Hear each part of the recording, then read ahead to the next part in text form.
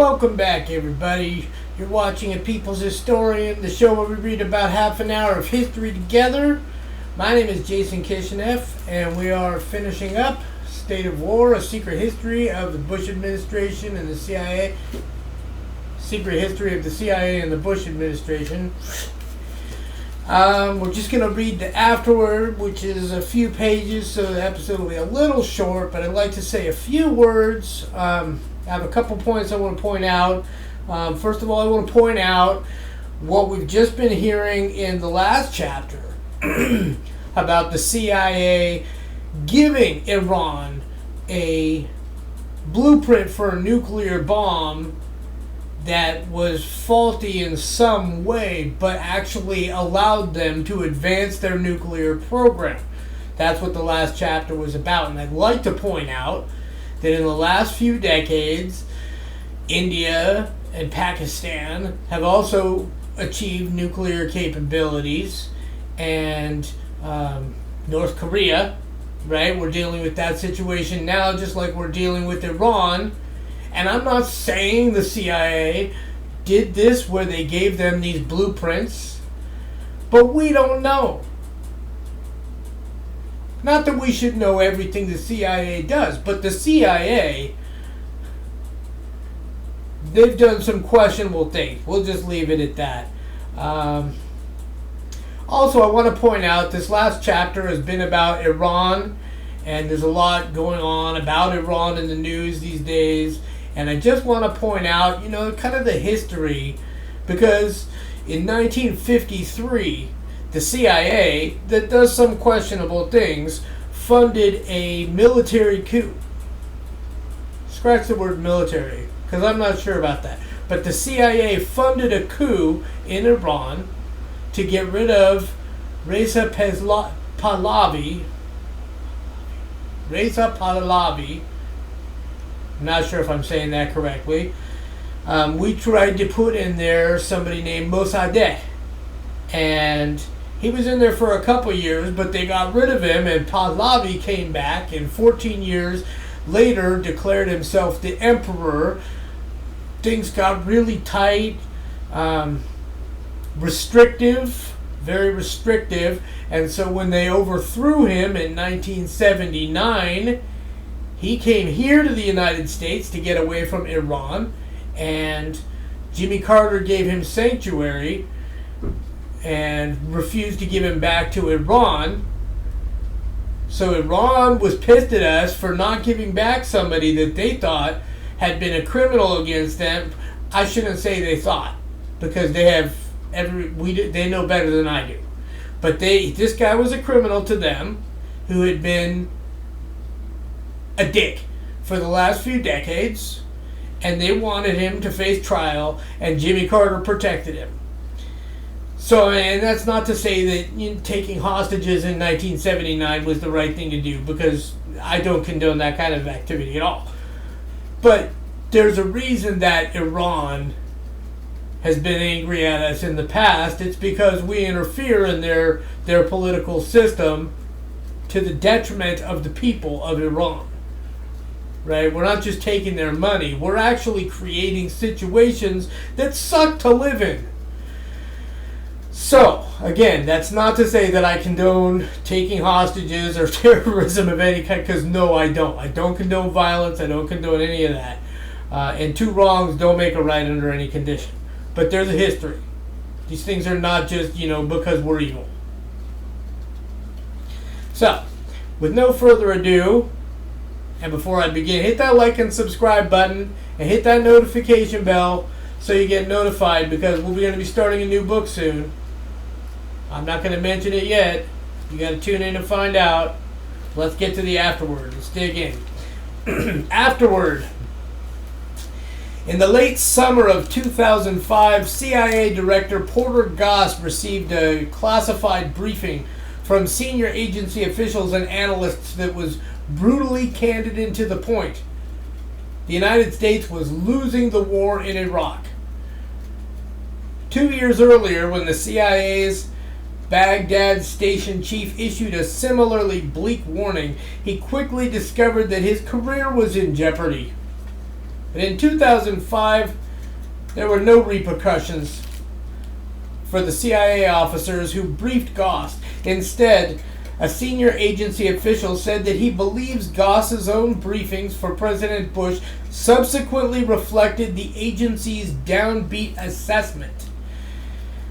Sadly, this newfound honesty at the CIA came only after it was already painfully obvious to almost all Americans that the Iraq mission was failing. Incidentally, we're still there. That's not in the book. That's my own commentary. But you knew that. The CIA's classified assessment could have just as easily come from watching the television news.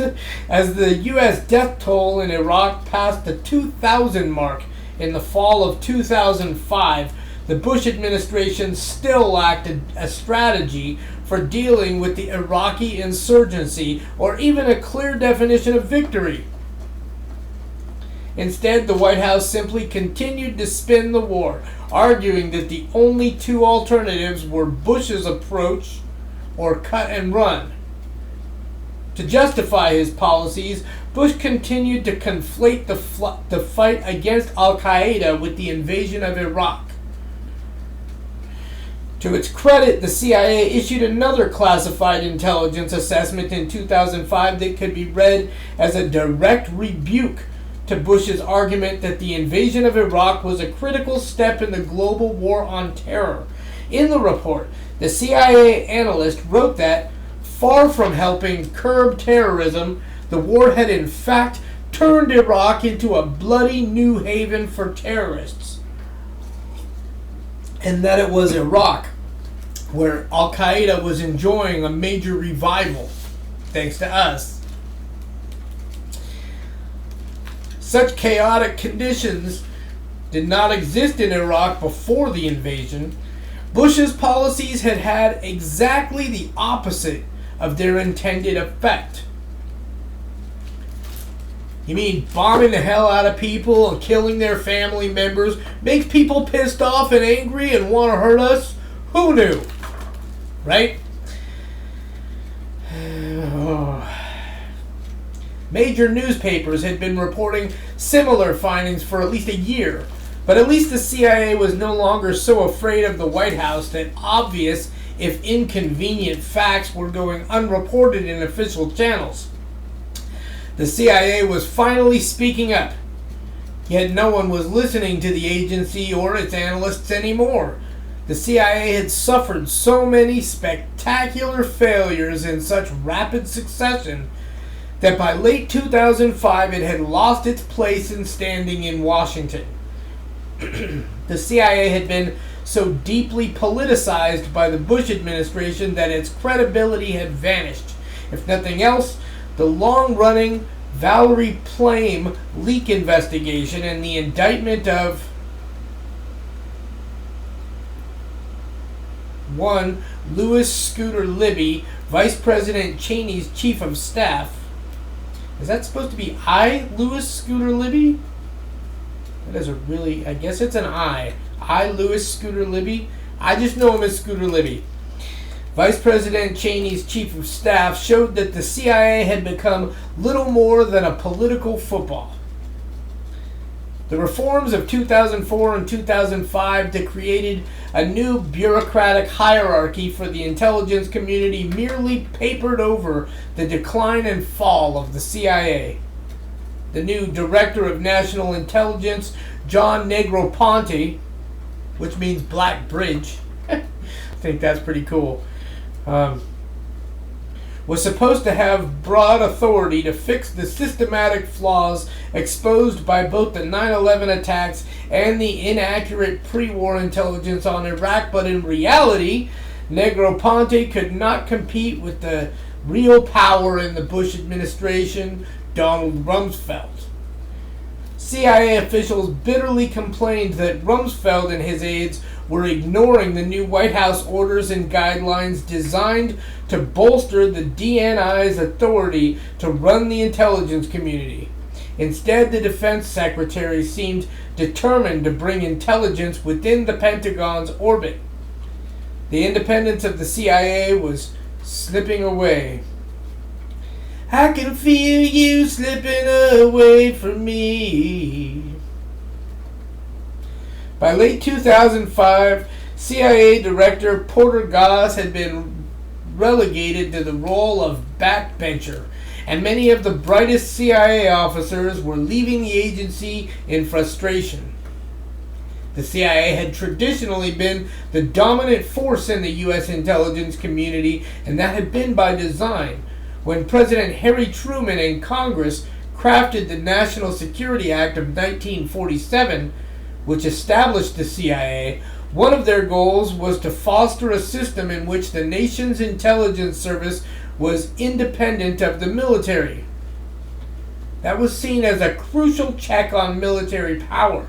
Otherwise, intelligence would be slanted to report the wishes of the general staff. Otherwise, intelligence would be slanted to support the wishes of the general staff. Rumsfeld's power grab is in direct opposition to these goals. It creates one of the most lasting and damaging legacies of the Bush administration, the militarization of American intelligence. Amen. What? Did I say that out loud? While the CIA had been weakened by 5 years under George W. Bush, the power of the neoconservatives, who had been the agency's most implacable foes, had recently begun to wane as well. By the end of 2005, the centerpiece of the neoconservative agenda, Iraq, had turned into the burial ground of their political fortunes. Championed by Cheney and enabled by Rumsfeld, led by outside advisor Richard Perle and Deputy Defense Secretary Paul Wolfowitz, the neoconservatives had an agenda that was ready-made for the world of September 12th. They pushed for preemptive war with Iraq and espoused the remaking of the Middle East through the force of American arms. During Bush's first term, they easily swept aside the doubters at the State Department and the CIA and turned the Pentagon into their policy sanctuary. The neoconservative rise to power proved to be the most surprising development of the Bush administration, and one that confounded and distressed moderates within the Republican establishment. In past GOP administrations, even in the days of conservative icon Ronald Reagan, and certainly during the one-term presidency of Bush's father, Perle, Wolfowitz, and other neocons were kept on the margins of policy making. Their stunning rise under George W. Bush deeply divided the Republican elite in Washington, and many Republican centrists who served Bush's father came to sound like Democrats as they... It's funny because these days Democrats sound like Republicans.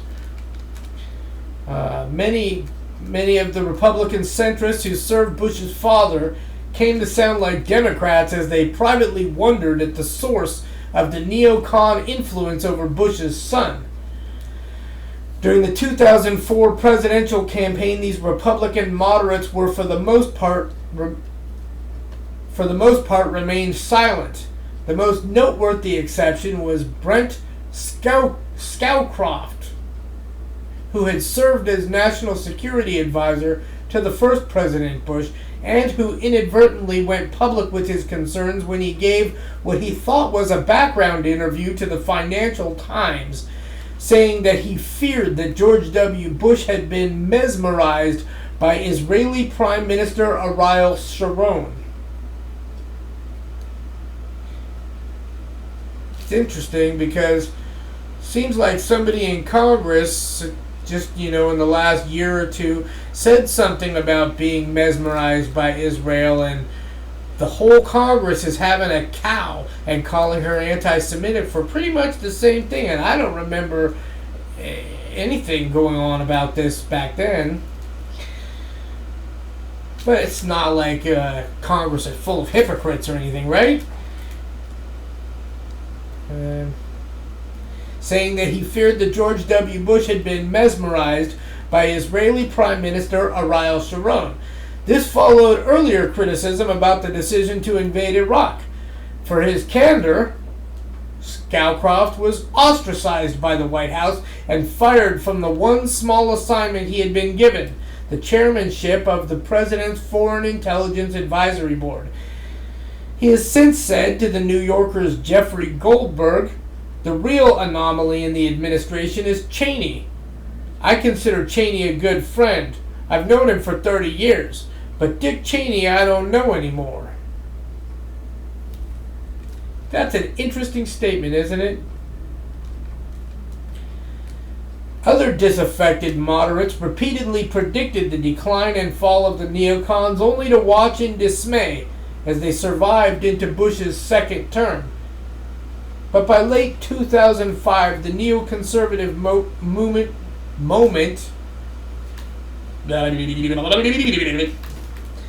By the late 2005, the neoconservative moment was ending. Wolfowitz and fellow neoconservative Doug Feith, who had served as Undersecretary for Policy, had both left the Pentagon. John Bolton, who if you pay attention to the news, you know that name well. John Bolton, a neoconservative at the State Department, was moved out to the United Nations, with polls showing that the majority of Americans were turning against the war in Iraq. The neoconservatives and the right-wing pundits who supported them became more defensive, refighting old battles over the war's rationale, but not ending it. At the height of their power, I shouldn't laugh at that. That's not funny. People die. It's actually really sad and really fucked up. At the height of their power, the neoconservatives had hurled what they considered their greatest insult at the CIA. They said that the CIA was filled with pragmatists who could only see the Middle East as it was, not as it should be.